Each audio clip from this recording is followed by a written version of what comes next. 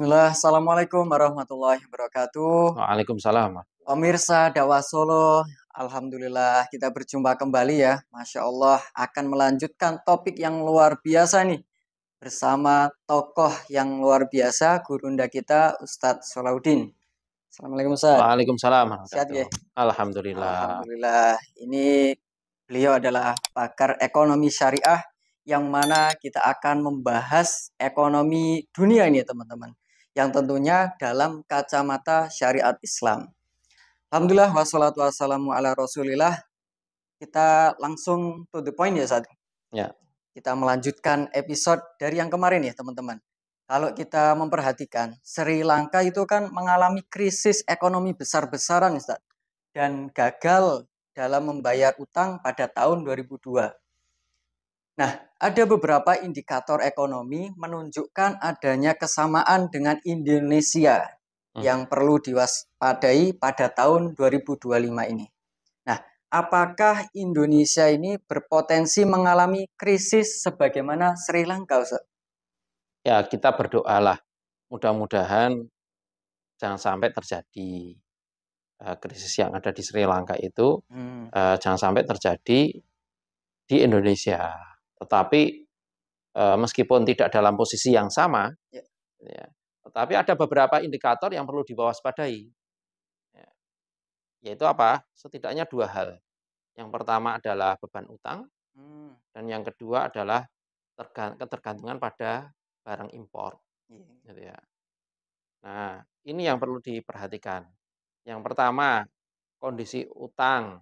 Gitu ya. Yang kedua adalah ketergantungan pada barang impor. Nah, utang kita itu bagaimana, kemudian ketergantungan kita barang impor itu bagaimana solusinya, insya Allah nanti akan kita bahas setelah ini. Oh, insya Allah. Lalu bagaimana kondisi utang Indonesia dibandingkan Sri Lanka saat ini? Baik, jadi kan gini, utang Indonesia ini kalau menurut pakar ekonomi konvensional, itu masih di bawah ambang batas bahaya. Kenapa? Karena tidak sampai 50% dari APBN. Gitu ya. Tetapi perlu diwaspadai bahwa mata uang kita itu kan mata uang yang lemah dibandingkan dengan dolar. Nah, sementara utang kita itu pakai dolar. Jadi yang perlu diwaspadai adalah utang Indonesia pada tahun 2024 saja itu sebesar 7.900 triliun. Biasa. Ya. Jadi rasio utang kita terhadap PDB itu sekitar 39,6%. Gitu.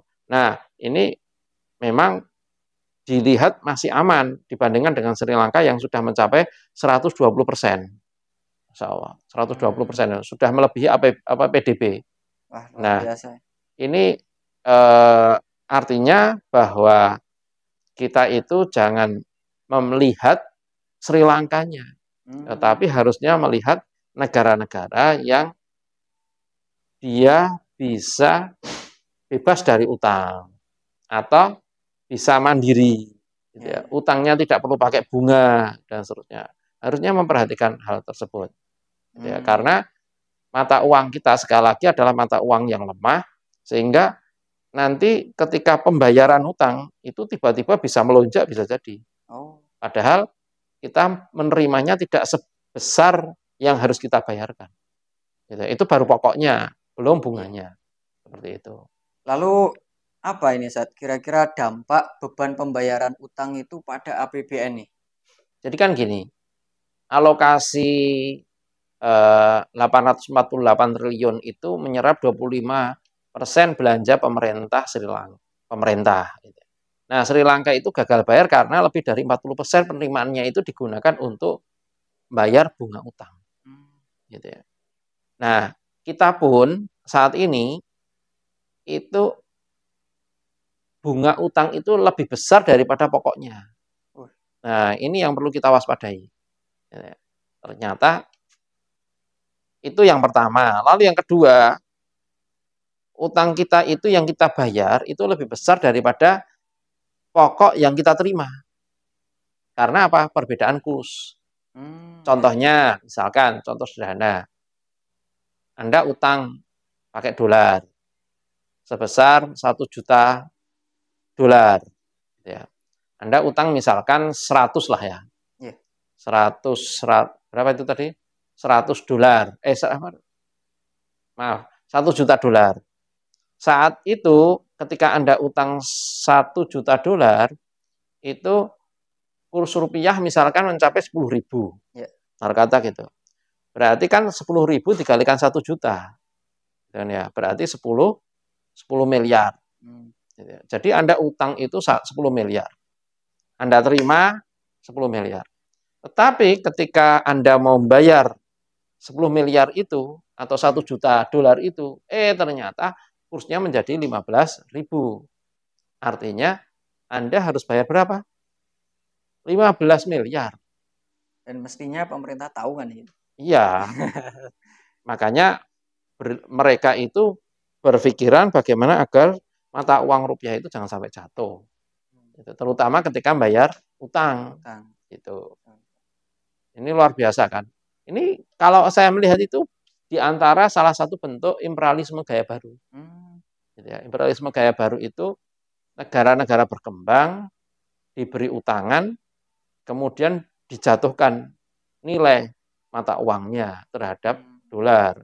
Sehingga kita itu harus membayar lebih dibandingkan dengan yang kita terima. Gitu. Itu baru pokoknya loh, belum bunganya. Ternyata bunganya lebih gede daripada pokoknya. Diakumulasikan ya selama bertahun-tahun itu. Lalu ini Ustaz, apa ketergantungan pada impor juga menjadi risiko ini? Oh iya. Jadi kan mata uang rupiah itu lemah, itu dikarenakan beberapa hal. Yang pertama adalah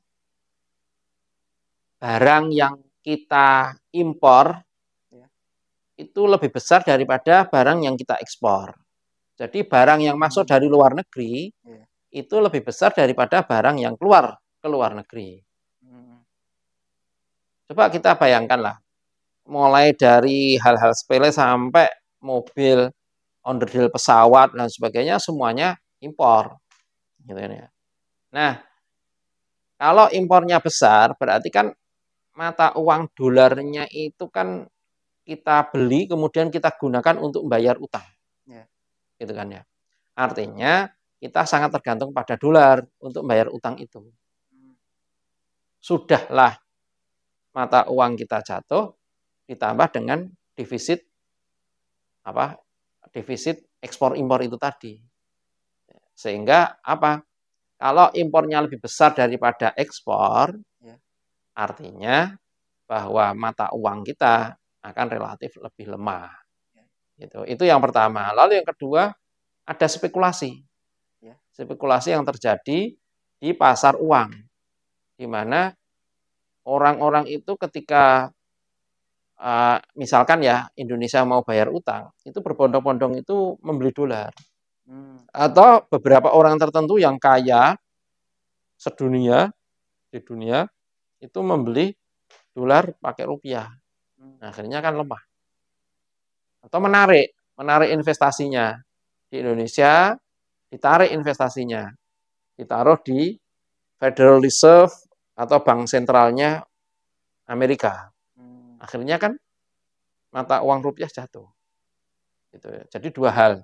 Yang pertama karena impor kita lebih besar daripada ekspor. Yang kedua adalah terjadi spekulasi yang ada di pasar uang. Lalu kalau kita melihat kondisi hari ini, Ustaz, bagaimana nilai tukar rupiah nih pada zaman sekarang nih? Jadi rupiah itu terus melemah, gitu ya. Antara 15.000 sampai 16.000 lebih ini sekarang kan, gitu ya, per dolarnya. Meskipun kondisinya seperti itu, tapi orang-orang itu kalau ya misalkan rakyat Indonesia itu tidak terlalu tergantung pada barang-barang luar negeri, itu insya Allah tidak akan terpengaruh dengan dolar. Gitu. Tapi kan Indonesia kan terlalu tergantung pada luar negeri. Iya, padahal punya banyak kekayaan alam, tapi sering Iya, impor gitu ya. iya. Nah, dan teknologinya Indonesia itu sebenarnya tidak kalah. Iya Cuman betul. tidak mau kadang itu tidak ada policy atau kebijakan yang itu mendorong bagaimana agar produk buatan Indonesia itu ya kita beli sendiri. Hmm. Nah, kalau ada semangat seperti itu semuanya mulai dari bawah sampai atas semangat seperti itu, maka kendaraannya pejabat itu adalah kendaraan produk Indonesia. Ya. Misalkan seperti itu. Apa saja barang-barang elektronik, para pejabat dan rakyatnya juga barang-barang elektronik milik produk Indonesia. Wah, kalau seperti ini insya Allah Indonesia akan menjadi negara yang mandiri dan tidak tergantung pada dolar. Cuman saya menyarankan memang sebaiknya itu mata uang kita itu di backup dengan cadangan emas atau perak. Gitu ya. Karena itu insya Allah akan lebih stabil. Lalu bagaimana inflasi di Indonesia kalau dibandingkan dengan negara Sri Lanka, Ustaz? Ya, memang inflasi di Indonesia itu tahun 2024 itu kan mencapai 5,5%. 2025 ini wallahu alam berapa gitu ya. Tapi yang jelas biasanya kalau Ramadan itu akan mengalami kenaikan inflasi. Inflasi itu kalau kenaikan harga itu secara bersama-sama naik itu akan mengalami inflasi. Nah, cuman di Sri Lanka itu sampai 50%. Nah, kalau sudah mencapai krisis inflasinya lebih dari 50% itu gangguan pangan dan energi. Bisa sampai dikarenakan memang ada gangguan pangan dan energi. Gitu. Lalu ini, Ustaz, apakah neraca perdagangan Indonesia itu bisa membantu stabilitas ekonomi ini? Ya, insya Allah seperti itu. Sebagaimana saya sampaikan tadi, bahwa stabilitas mata uang rupiah itu tergantung pada dua hal tadi. Rupiah loh ya, yaitu terjadi spekulasi di pasar uang, dan yang kedua adalah neraca perdagangan. Istilahnya impor itu lebih besar daripada ekspor sehingga mata uang rupiahnya melemah.